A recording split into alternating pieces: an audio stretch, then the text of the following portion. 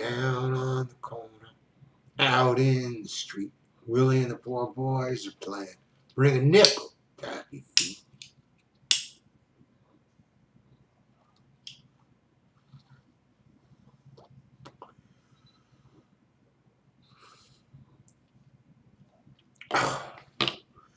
You don't need a nickel just to hang around. But if you got some money, lay your money down. Out on the corner, there's a happy noise.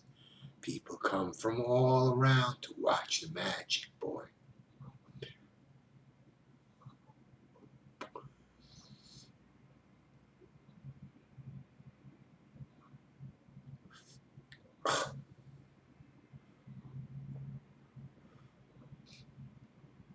My fellow Americans,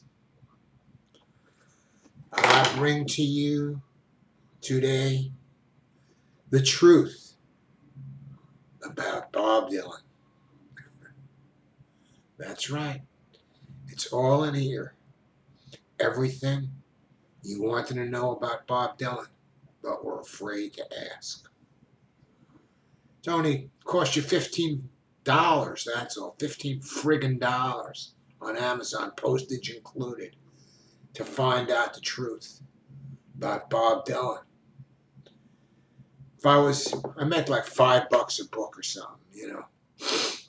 And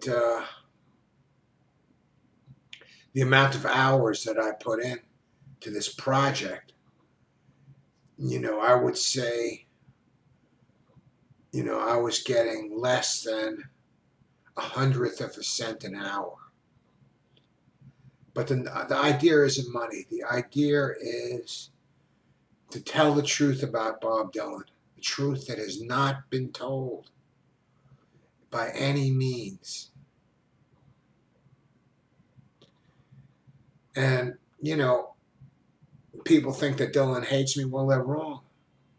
Because without me, Dylan's truth would be lost in the deep blue sea.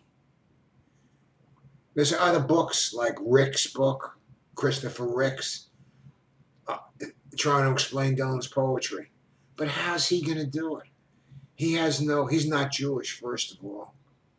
Secondly, he's not part of the drug culture. He didn't grow up in the friggin' drug culture.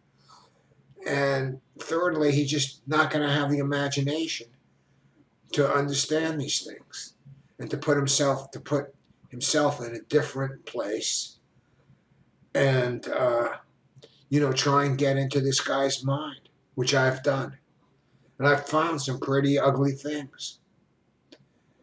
The guy's like a Holocaust revisionist. He says hundreds of thousands of Jews were killed rather than millions. He hates Israel, compares it to Nazi Germany. He became HIV positive and wouldn't speak out like Magic Johnson did because his career was at stake. At least he thought so. Of course, the guy's been using heroin for years and years. I don't know if he still does, probably. Once a junkie, always a junkie. And,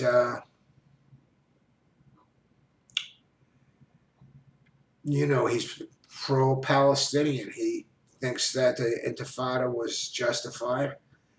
And he compares Israel to Nazi Germany. These are not my thoughts. These are his thoughts. For a long time, I tried to impose my leftist beliefs on him. Didn't work, couldn't make it work. Also, Dylan's not a big fan of African Americans. He wants to see them blowing in the wind, swinging from the business end of a lynch rope.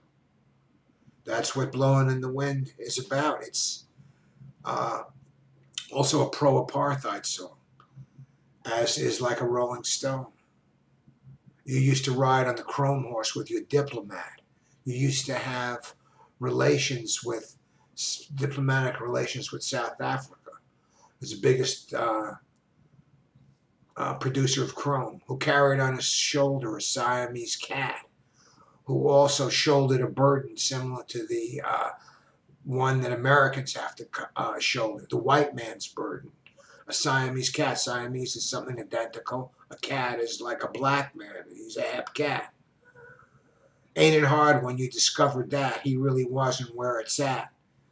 Ain't it hard when you impose sanctions against South Africa and claimed apartheid was wrong after he took from you everything he could steal? After he got the idea of apartheid from Jim Crow. Steal, misappropriate, appropriate an idea. Another song. I was thinking about diamonds. I was thinking about turquoise. I was thinking about gold and the world's biggest necklace. Okay, diamonds, South Africa, turquoise, South Africa, gold, South Africa. And a necklace was what the ANC would do to people who were like informing on them to the government. They put a tire around their neck and light them on fire.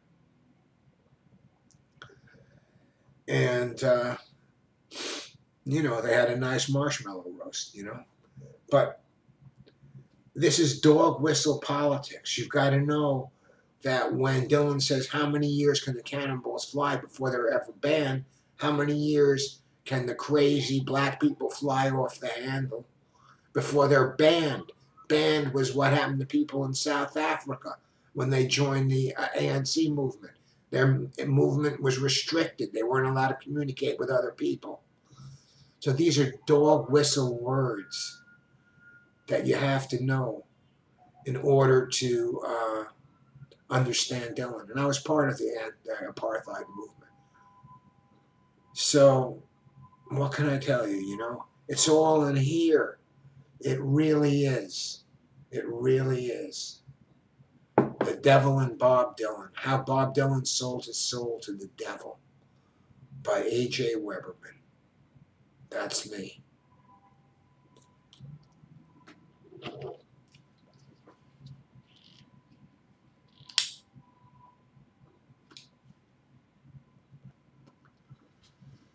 When everybody else was, kowtowing to Dylan and telling him everything's cool, I went and I said, hey man, you better stop using junk. You could die up there. You could be another accident statistic. You think it was a coincidence that when Dylan became a Christian, he hooked up with my co-author, Michael Canfield? No way. Dylan doesn't hate me. It's the Dylan fans that hate me. That's the difference. Because Dylan knows I'm not making up lies about him. But I've made it my life work to translate his poetry. So, I'll say it again. Buy the friggin' book. $15 fucking dollars. Postage included. With Amazon. Get it now. Who knows what's going to happen in the future? Look what happened to my Homo Thug. My book on Giuliani. He had it. He contacted Amazon, threatened them with a multi-million-dollar lawsuit. Then they pulled the book off Amazon, stopped printing it because it said that Rudy was bisexual and his butt buddy was child rapist Father Alan Plaka, his childhood friend from the opera club they formed. The opera club. At Bishop Lawton High School. So, you never know. I could be struck by lightning.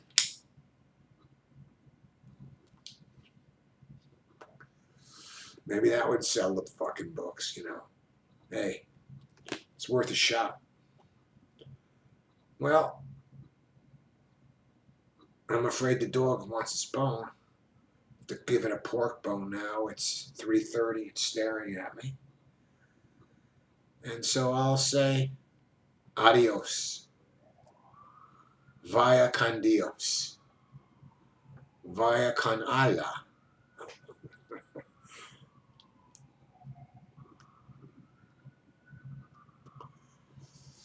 And remember, maintain thy cool.